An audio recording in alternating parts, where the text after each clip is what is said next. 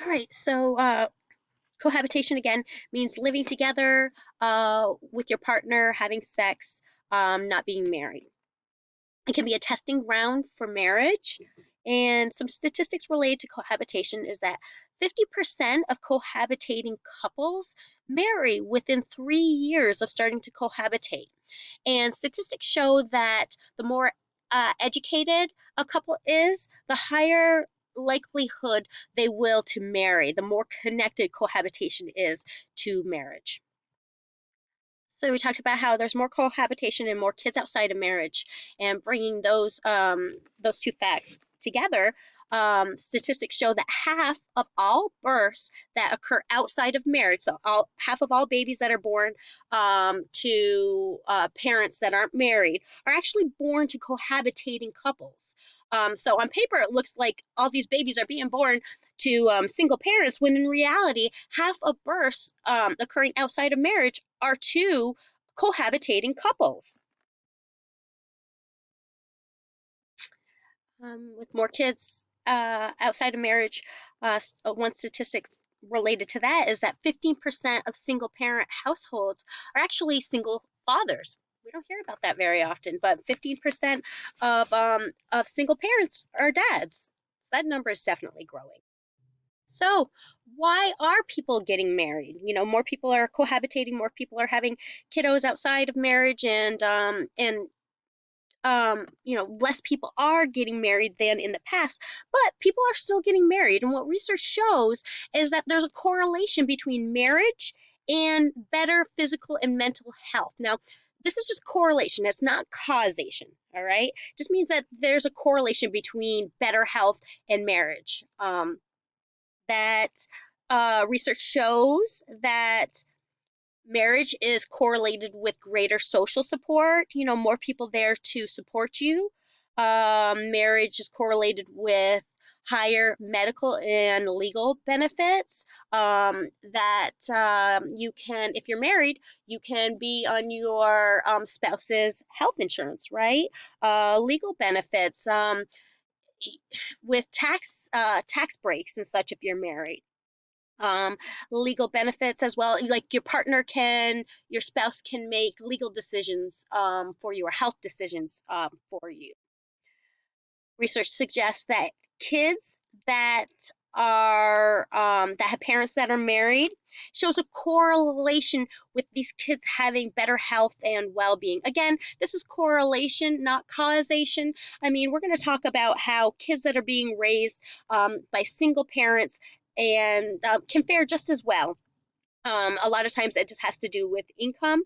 Um, but in kids that are being raised by parents that fight a lot and that are married, they don't necessarily have better health. But overall, generally speaking, there is a correlation between married parents and their kiddos having better health and well being. And research suggests that couples that are married, that they research suggests that they have more sex and better rated sex. Even though there's that whole myth that once you get married that you have less sex, actually what this shows is that married couples actually have more sex and better rated sex overall than those that are not married. And last thing that I want to go over is unrestricted divorce. That's what we have today.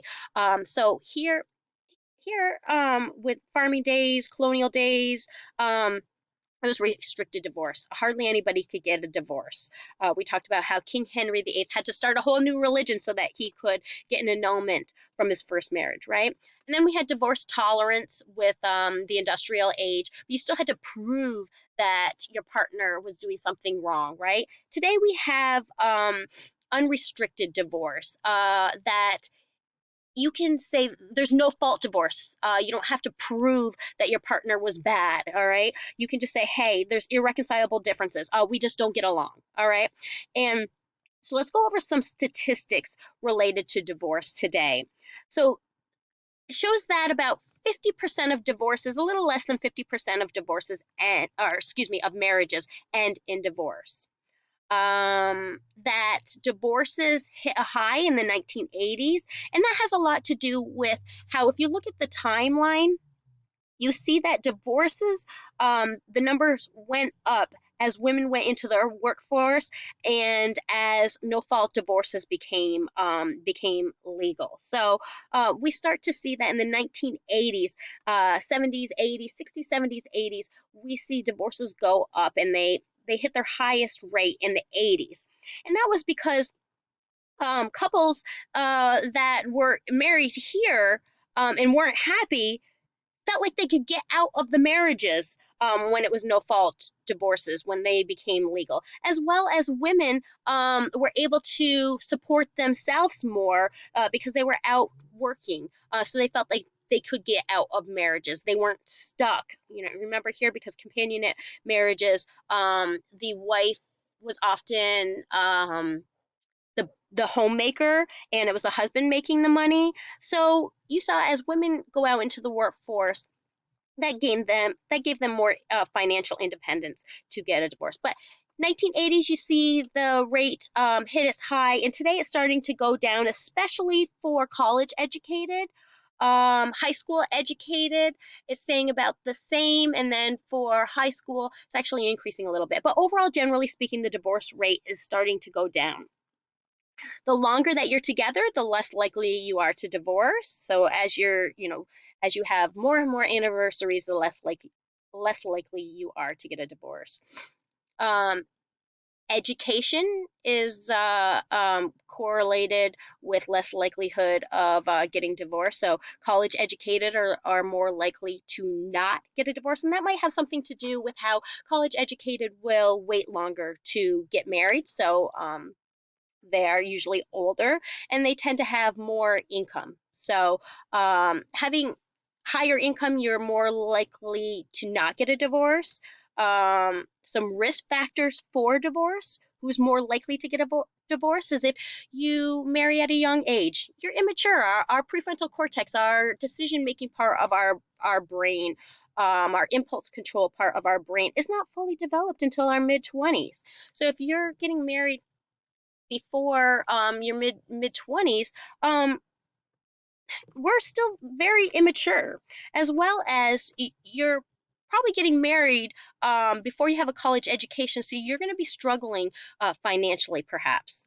Statistics show that African Americans have a higher separation rate than whites, but again, this is we're seeing these statistics change every day. Higher divorce if your likelihood for divorce if your parents got a divorce, and that might be because you grew up with the belief that divorce was an option. The more differences you have with your partner, the more likely you are to get a divorce.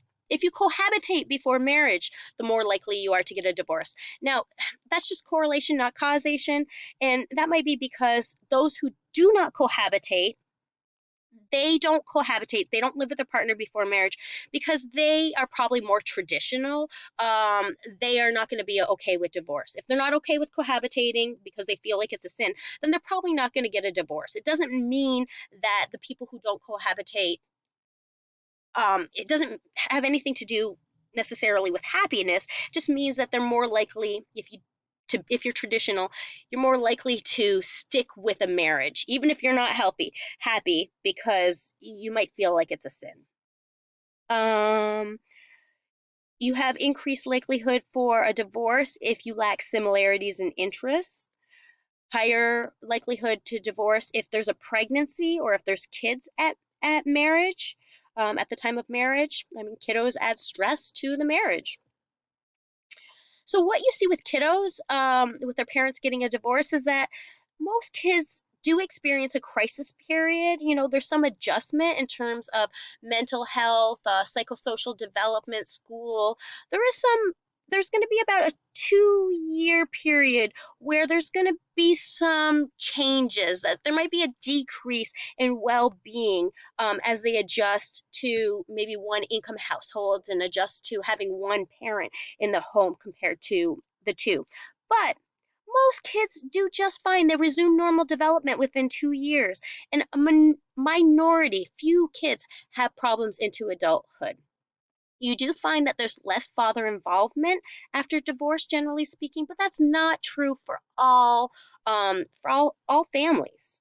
Um, Sleeper effect. So what that term means is that you might see kids might seem to be okay right after divorce, emotionally, psychosocially, but they might have some emotional difficulties later on. The term for that is called sleeper effect.